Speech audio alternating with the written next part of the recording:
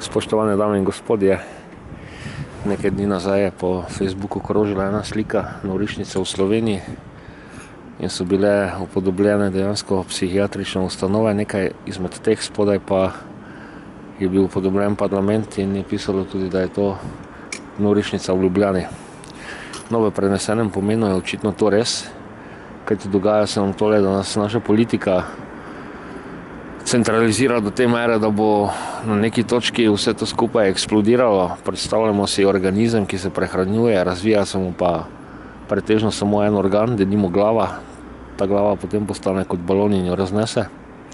Po drugi strani pa v naši državi, ki je čudovita dežela, imamo tako genialne možnosti za tako edinstven in učinkovit razvoj, ampak očitno ni volje. Očitno ni volje, ker je politika, ki bi morala v zdravem modelu sveta biti tisto nekaj plemenitega, je tu seveda kriminal in kriminalec ne išče druga kot najkrajših poti, da zadovolji svoje kriminalne nagibe in potrebe.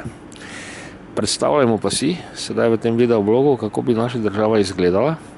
Imamo avtocestni križ in v vsako izmed večjih mest bi preselili določeno ministrstvo. Izgovora ni, da bi to motilo proces dela, zato ker država ni ogromna. Iz Murske Sobote v Ljubljano se pride z lepo zmerno varno vožnjo med 2 in 2,5 urah.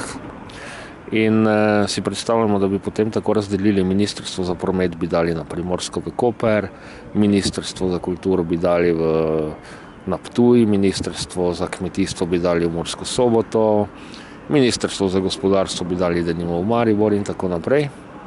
Ministrstvo za šolstvo v Prešernovo mesto Kranj.